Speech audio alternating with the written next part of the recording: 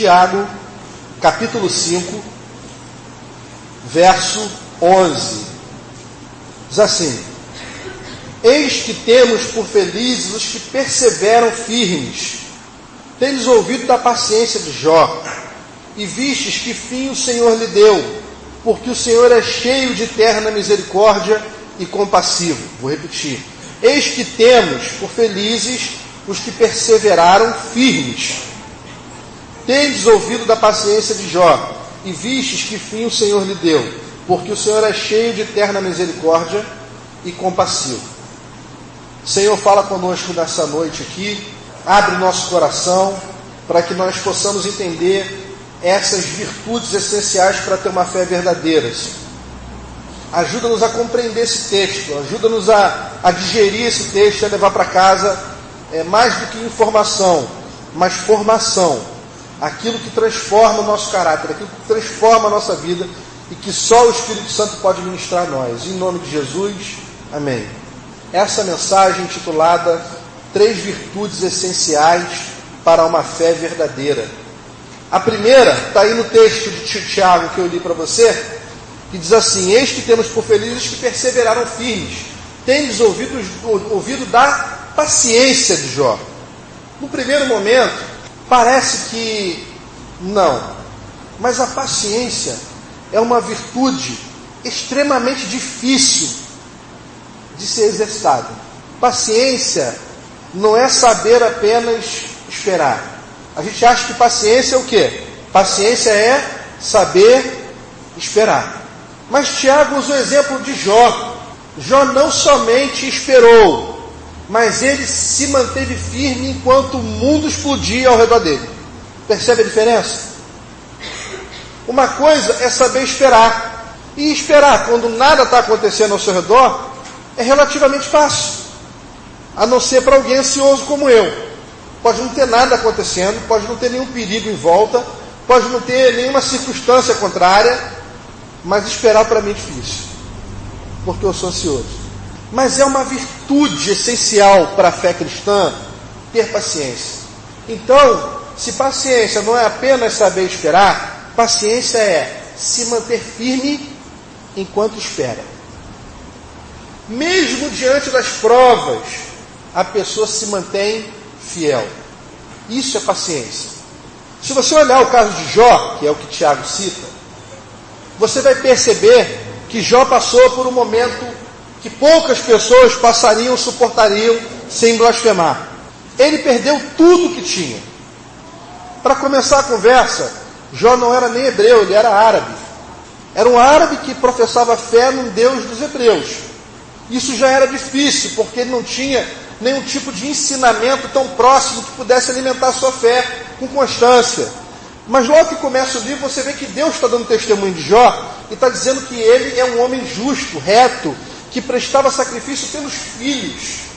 Só que, na história de Jó, como você bem sabe, o mundo começa a explodir ao redor dele.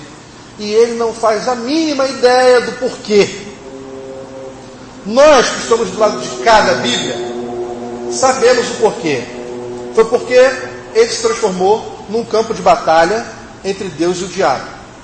Mas ele não sabia disso.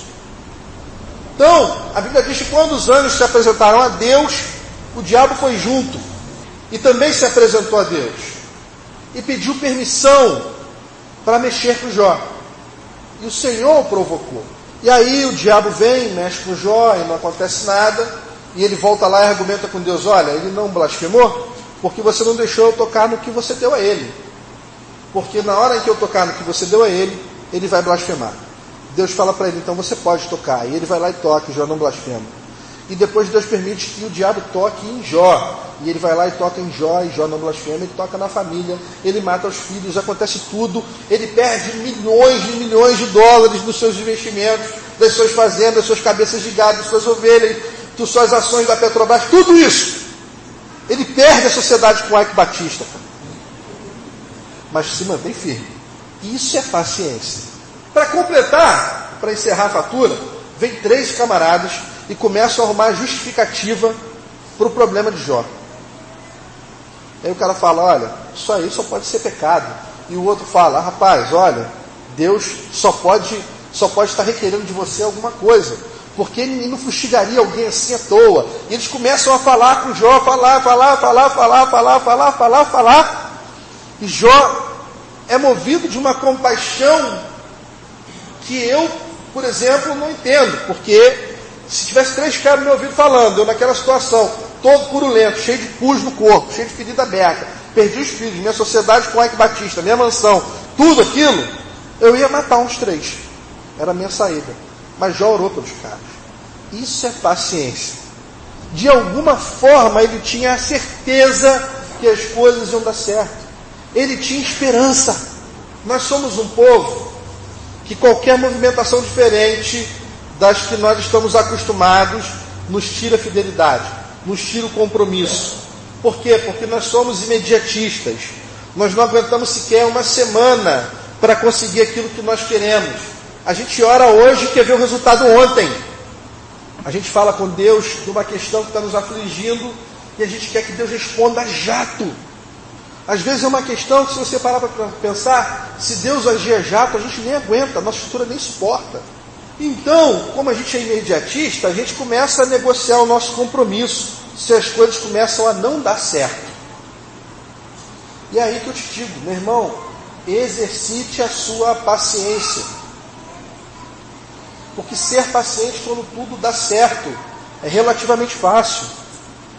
O mérito da paciência está em resistir em fidelidade e firme enquanto as coisas acontecem de forma contrária ao que você está pedindo ao seu redor. Pedimos um emprego para Deus. Senhor, abre uma porta de emprego. Se amanhã a porta não abrir, você fala, Deus não gosta de mim. Deus está me testando. Eu estou na prova. Pedimos um namoro para Deus. Se Ele não enviar o príncipe no cavalo branco, ou se Ele não enviar aquela paniquete convertida, e num prazo de tempo razoável, nós vamos procurar em boate, barzinho, qualquer lugar para suprir nossa carência. A gente é imediatista. E eu conheço muita gente que paga um preço pelo imediatismo.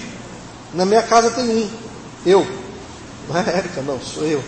Uma pessoa paciente, ela não sai do seu propósito por nada. Ela não negocia por causa da aparente demora de Deus. A gente olha para a nossa causa e a gente fala assim, tem uma semana que eu orei e Deus não deu um sinal. E aí faz um mês, tem um mês que eu orei e Deus não deu um sinal. Para desespero de alguns, eu conheço casos de pessoas que estão esperando há 20 anos uma resposta de oração. 20 anos. Esposas que estão orando pelos maridos há 20 anos. Maridos que estão orando pelas esposas há 20 anos. Mães que estão orando pelos filhos há 10, 15 anos. Sem ver resultado. Quanto mais ora, mais enfiado na esborna o cara está. Parece que a oração tem efeito contrário. Você está orando, o troço está piorando. Isso é paciência. Abra sua Bíblia comigo, na carta do apóstolo Paulo aos Romanos. Romanos capítulo 5, versículo 3. Diz assim, Romanos capítulo 5, versículo 3. E não somente isto, mas também nos gloriamos nas próprias tribulações, sabendo que a tribulação produz perseverança, e a perseverança, experiência, e a experiência, esperança. Ora, a esperança não confunde, porque o amor de Deus é derramado em nosso coração pelo Espírito Santo que nos foi outorgado. Então, se a primeira virtude é a paciência, e a paciência é se manter firme enquanto você espera a resposta de Deus, independente da circunstância, a segunda virtude é a experiência. Paulo está falando aí da experiência. A tribulação produz perseverança, que produz experiência, que produz esperança. E que é ministrado a nós porque o amor de Deus foi outorgado ao nosso coração. Foi dado gratuitamente ao nosso coração, quando precisamos. E o que é a experiência? A experiência é aquilo que serve para produzir em nós um caráter aprovado. É a continuação da paciência. Alguém experiente é aquela pessoa que foi testada, provada e aprovada. Vou trocar esse microfone aqui, né? Melhor. Alguém experiente é alguém que foi testado, provado e aprovado num determinado assunto. Por vezes a gente despreza a experiência. Por quê? Porque nós vivemos num tempo onde a experiência sobrepõe a palavra. Você olha os templos e eles estão abarrotados de gente. Não por causa da palavra, mas por causa da experiência. Querem viver uma experiência, querem sentir. E eu já quero dizer de cara que a fé cristã é feita disso também. Disso também. Você quer ver? Na quarta-feira eu estava falando de Lucas 15 aqui. E quando eu falei de Lucas 15, eu estava falando sobre... Jesus fala, na verdade, sobre os fariseus escribas e os publicanos e pecadores. E o texto começa dizendo que Jesus estava falando e os publicanos e pecadores vinham de longe para ouvi-lo. Você entendeu a diferença? Os fariseus e os escribas estavam ali por um sinal, pela experiência. Mas os publicanos e os pecadores vinham para ouvir. Eles perceberam que mais importante era ouvir do que sentir. Porque através do ouvir, eles sentiriam. Mas através de sentir, talvez eu não venha a crer. Nós conhecemos muitos casos de pessoas que sentiram muitas coisas e que estão fora de uma igreja hoje. Eu sempre conto esse caso. É um caso chocante, mas é um caso necessário. Lá no Fonseca tinha um grupo de evangelização chamado Faith in Power. Era um grupo espetacularmente maravilhoso. Eu era novo na fé e eu gostava muito desse grupo. Falava, esse grupo é sensacional. Era um grupo que saía para evangelizar em locais de risco. Ia para dentro da favela e evangelizava. E eles ganharam muitos donos de boca de fumo, muitos gerentes de boca de fumo, muita gente. E o cara que era dono da boca de fumo da Vila Ipiranga foi impactado pela palavra na época. O dono da Santo Cristo foi impactado, eram favelas rivais.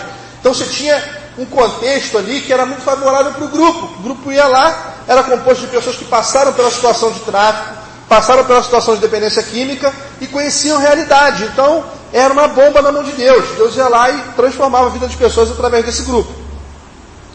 Meu irmão, o que esses caras viram de milagre não está no gibi.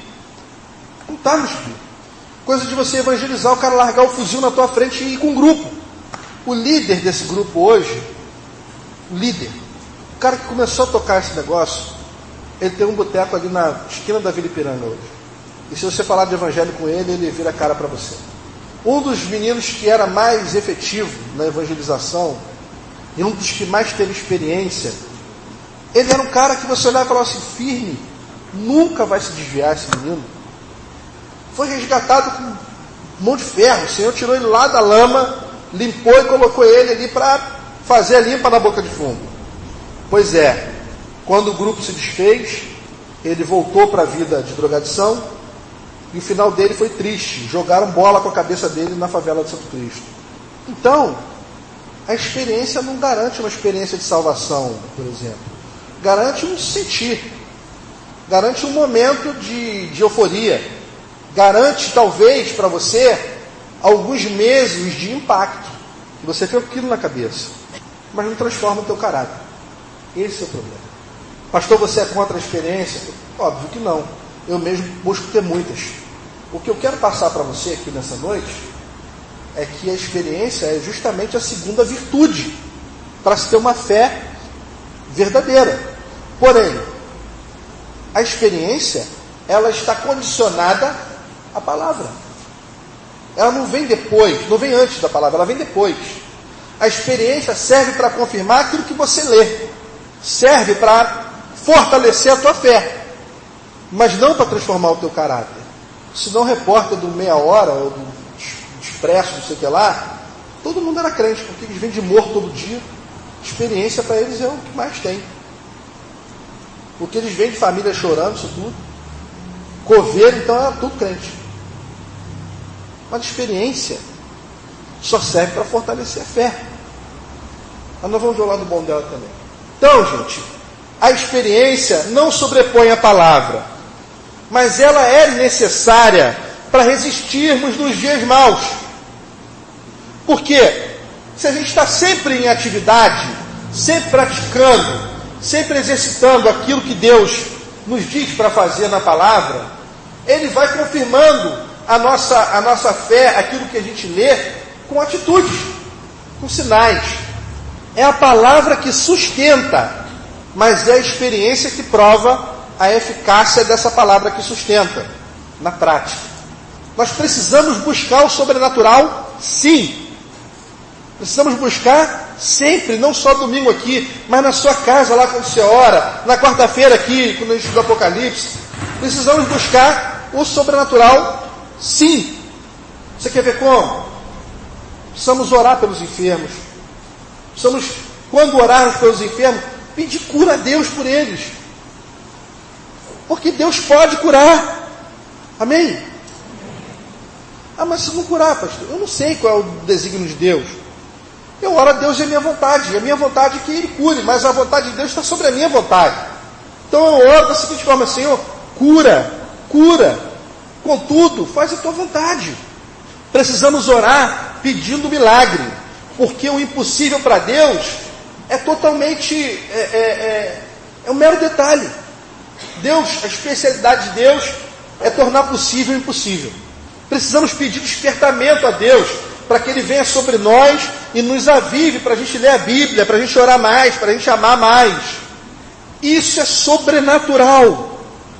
O maior avivamento que a comunidade pode ver é quando todos os seus membros leem a Bíblia todos os dias, oram todos os dias, evangelizam todos os dias, fazem da sua vida um culto a Deus. Precisamos de experiência. Ela é preciosa. Se você não tiver experiência, mais cedo ou mais tarde você vai duvidar da palavra. Sabia disso? Se você não tiver uma experiência, mais cedo ou mais tarde, você vai duvidar da palavra. Ela não garante salvação, nem garante fidelidade, mas fortalece a fé. Por exemplo, a palavra de Deus diz que eu tenho que fazer discípulos, certo? Mas se eu nunca fizer um discípulo, como é que eu vou crer piamente nisso? Você sabe que está escrito, mas não tem prova. Por quê? Porque você nunca fez um discípulo. Então essa palavra é fantasiosa. Essa palavra começa a encarnar em você quando você experimenta ela, quando você faz acontecer. Então a Bíblia não manda orar pelos enfermos? Ore pelos enfermos. Simples assim. A Bíblia não manda você evangelizar? Evangelize. A Bíblia não manda você dar testemunho da tua fé? Dê testemunho da tua fé. A Bíblia não manda você amar o próximo? Ame o próximo. São passos práticos que cumprem aquilo que a gente lê na Escritura. Se você não praticar aquilo que você lê, em breve tempo você vai começar a duvidar do que você lê. Você vai pensar: isso não é possível, porque não acontece comigo. Isso não é possível. A gente só crê mesmo, com certeza, confia, quando a gente vive aquilo. Porque de resto a gente fica ralentando. A gente fala: pô, o maior milagre é a conversão. Você já acompanhou alguém na conversão? Tem que acompanhar para você saber o que é o milagre. A pessoa que vivia de um jeito, hoje vive de outro. A pessoa que estava na mão do sistema voltou para a contramão do sistema. Essa semana teve semana teológica no Projeto Água da Vida. E quando eu vou para tentar absorver o máximo possível dos preletores que estavam lá. E esse ano eu tive a oportunidade de ver o Ziel Machado pregar 2 vezes. E o Ziel falou uma coisa muito interessante. Falou assim: é possível ter uma teologia saudável e uma prática ruim. Deu para entender isso? É possível que todos os domingos a gente pregue a verdade nesse púlpito. É possível que em todos os departamentos dessa igreja não seja dita uma heresia. Mas também é possível que a gente tenha uma prática cristã ruim, apesar da nossa fidelidade a esse ensino. Meus irmãos, minhas irmãs, nós precisamos exercitar aquilo que nós lemos. nós precisamos colocar em prática aquilo que a Escritura diz que é para se colocar em prática. Quando eu fazia evangelização no meio das prostitutas, quando eu terminava de falar e que a pessoa falava assim, eu vou largar isso aqui, eu olhava e falava assim, vai? Vou largar, não tenho mais condição de ficar aqui mais um dia. Eu vou embora, eu tenho que ir embora. Eu vou pedir, vou largar isso aqui, vou trabalhar em qualquer lugar. Vai? Vou? Então tá. Eu ficava tonto. Sabe por quê? Porque ali, na experiência, é que você vê o seguinte, cara, o evangelho funciona. O problema é que a gente, quando quer pregar o evangelho, a gente quer enfeitar o pavão. A gente leva o evangelho todo cheio de mequetrefe, cheio de fitinha, cheio de não sei o que lá, bababá, vamos lá, vamos. Aí isso acontece, isso torna o evangelho manso, não machuca o pecador. A mensagem do evangelho, infelizmente ou felizmente, isso é pecado, se arrependa disso. A mensagem do evangelho é essa, volte-se para Deus, isso é pecado. Mas quando eu deixo o evangelho natural, e eu prego o evangelho com a minha vida, eu vou para a prática, o evangelho se torna selvagem. Meu irmão, você já se imaginou dentro de uma jaula com um leão faminto? O leão é o evangelho. Esse cara que está na jaula com o leão é o pecador. Ele vai ser engolido. Porque o evangelho puro e simples transforma vidas. Não precisa enfeitar o pavão, não precisa ter mestrado em divindade, não precisa ter doutorado em não sei o que lá. Basta pregar o evangelho, basta pôr em prática aquilo que você está lendo. A ação me faz crer que o evangelho funciona. Deu para entender isso? Quando eu vou agir, e quando eu vejo que dá certo, quando a prostituta diz assim, eu vou largar tudo. Eu falo assim, que funciona. Caramba, Deus está fazendo uma obra no coração dessa mulher, dentro do prostíbulo do seu Niterói. Meu Deus mesmo, isso não é obra de homem. Todo mundo gosta de ouvir testemunho. Você não gosta de ouvir testemunho? Eu gosto. Quando a pessoa vem e conta um testemunho daquele, né, de arrancar faísca do trono de Deus, né, eu fico doido. Eu falo, maravilha pentecostal, que coisa linda, beleza. E às vezes eles colocam em dúvida alguns testemunhos. É natural, tem gente que exagera, tem gente que teve um testemunho que viu uma visão que o diabo guarda unha no inferno. O outro guarda cabelo do sovaco, o outro guarda cabelo que corta da cabeça, o outro guarda cílio, sei lá o que é. Gente, você não tinha não, isso existe um livro que fala disso aí. A divina revelação do inferno, divina revelação do inferno. Divina revelação do inferno. O título já é uma contradição. Por vezes é muito fantasioso mesmo, mas por vezes a gente não crê porque a gente não ousa fazer. Então a gente não acredita que o outro é feito. Entende isso? Uma vez a gente estava na Praça do Rink com uma equipe da Jocum. Jocumeiro é bicho doido, você sabe, né? Se enfia em qualquer buraco, dorme em qualquer canto, come em qualquer troço. Cumpre aquele versículo, se vai pisar em serpente, não vai acontecer nada, vai tomar veneno, aquilo é o Jocumeiro. A gente estava com a equipe da Jocum, mais uma turma do centro evangelístico lá na Praça do Rink. E aí nós fomos evangelizar. Todo mundo estava na Praça do Rink, morador de rua, gente que estava andando por lá, comerciante, blá, blá, blá. Começamos a evangelizar. E aí uma mulher caiu, ela estava morando na rua, no meio de um monte de papelão. Quando a gente foi falar com ela, ela caiu dentro de uma vala e saiu rastejando assim, igual uma cobra por dentro da vala. Assim. Aí o menino da Jocum foi lá, pegou ela e trouxe. Quando trouxe, a gente colocou, pôs a mão, orou, nós expulsamos o demônio dela, o demônio saiu. Ela olhou para o corpo dela e falou assim, o que eu estou fazendo aqui? Como assim que eu estou fazendo aqui? O que eu estou fazendo aqui nesse lugar, toda suja desse jeito? Você mora aqui na Praça do Rink. Falou, não moro aqui na Praça do Rink, eu moro em Itaboraí. Essa mulher estava possessa permanentemente. É aí que você vê que o evangelho funciona. É aí que você vê que existe uma realidade espiritual. Mas se você não tem esse tipo de experiência, você vai achar que é mentira minha. Eu vou ser obrigado a pegar você e levar lá no 327 da Amaral Peixoto para você conhecer os testemunhos. Que aí a gente vai lá. Então, gente, tem que pôr em prática o que você lê. Porque a experiência é a segunda virtude para a gente ter uma fé saudável, uma fé verdadeira. Ela não comanda a nossa vida. Nossa vida não é comandada pela experiência, mas ela é necessária. Quem tem uma experiência missionária, vá para o Peru, lá no Léo. Esse mês a passagem estava R$358, ida e volta. Vá passar lá uns 10 dias com o Leonardo lá. Você vai ver milagre acontecendo a balde, a cântaro, como diz o pastor Nildo. No cristianismo, gente, é preciso ser antes de fazer. Isso é fato. Mas fazer é importante. Nós reclamamos muito. E o que eu mais escuto de crente velho é o seguinte: há um tempo atrás, rapaz, eu via muitos milagres. Fui numa igreja onde o cara deu uma cambalhota, o pé cresceu. O outro estava com o braço assim, o braço vinha aqui, ó. Quando ele esticou o braço, voltou ao normal, rapaz, uma maravilha de Deus. O outro lá, não, o cara tinha um problema, rapaz, não era cego, o cara foi lá, passou, não sei o que lá na cara, o cara saiu enxergando. Gente, eu acredito em tudo isso, Eu acredito que tudo é possível, nada é impossível. Mas não estou falando disso. Eu estou falando, gente, é que essas pessoas que reclamam que não veem mais isso acontecer, é porque elas mesmas não vão para o campo fazer. Porque se elas fossem para o campo fazer, elas veriam.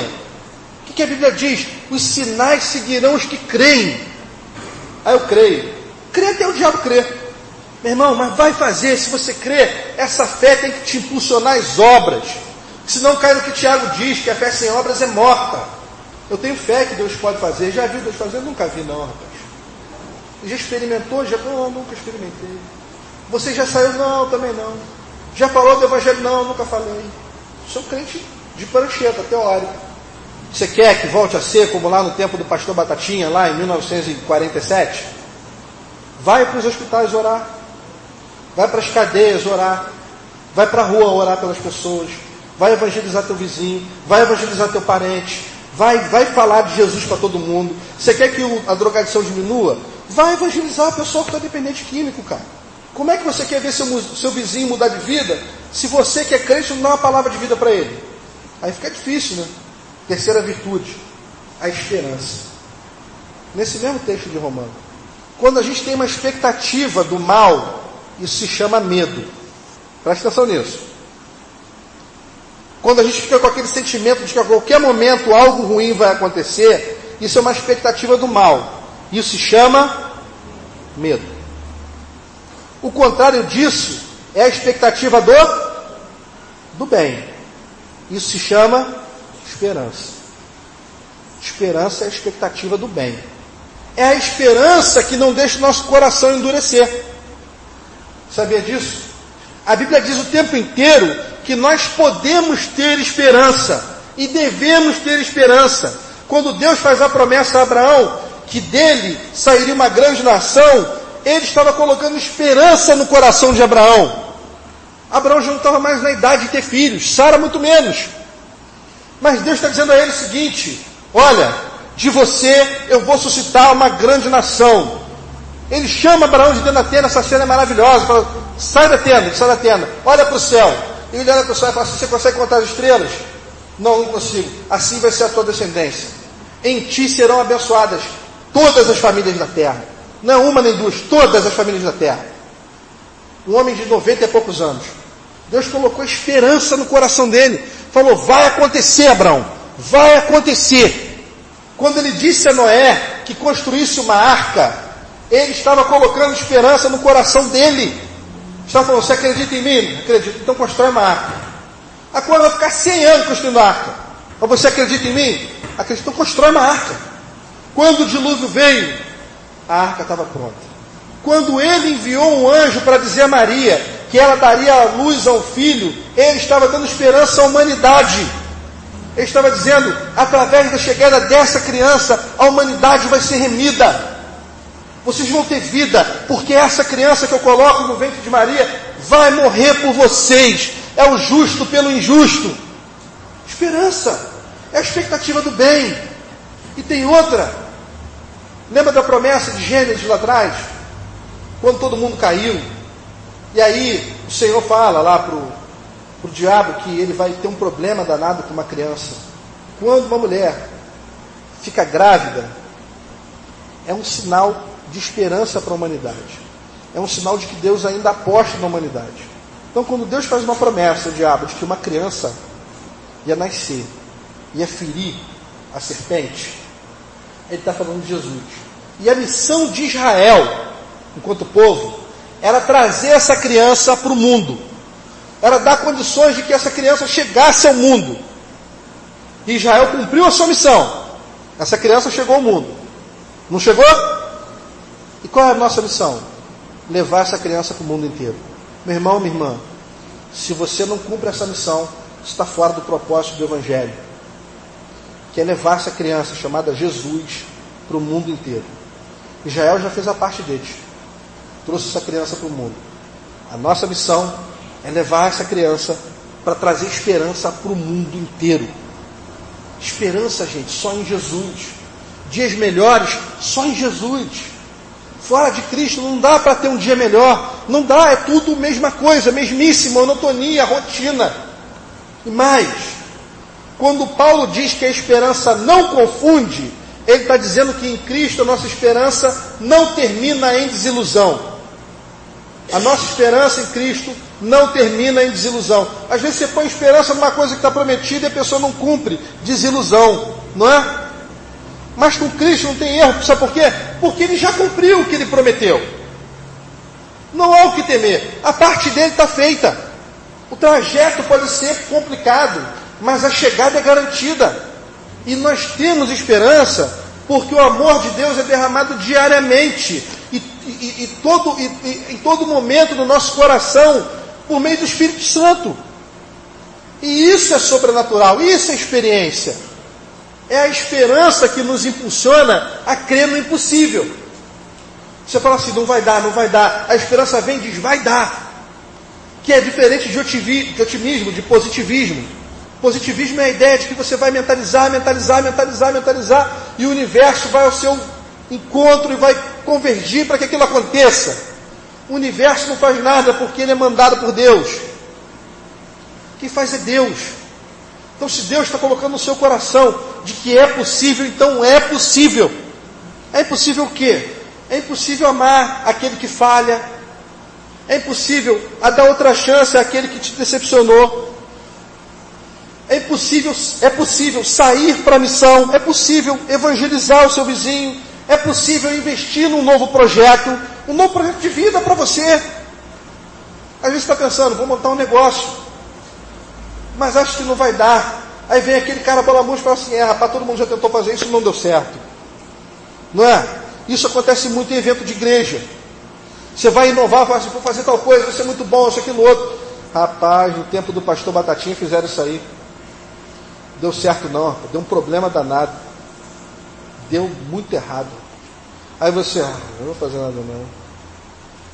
Na vida também é assim. Você fala, cara, vou fazer tal coisa. Você propõe no seu coração, vou me aperfeiçoar nisso. Bota o foco, bota a determinação. Aí vem o cara e fala assim, isso aí, rapaz, isso aí está muito defasado já. Vai dar não, isso aí vai dar boca, não tem como não. Vai dar errado. Meu irmão, vai dar certo. A esperança, pode dar certo. Pode dar certo. É a esperança. Talvez o que te falte hoje é voltar a ter esperança. É voltar a ter esperança. Lá em Lamentações diz, eu quero trazer à memória aquilo que me traz esperança. Aquilo que me dá esperança. Traga à memória aquilo que te dá esperança. Com essa tríade aí vai ser difícil você ser vencido. Com essa galera aí que eu apresentei para você, paciência, experiência e esperança, fica difícil de alguém bater você.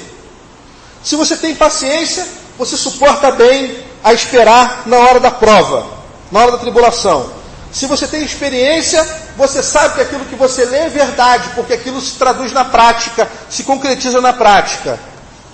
E se você tem esperança, meu irmão, como é que você pode ser derrotado?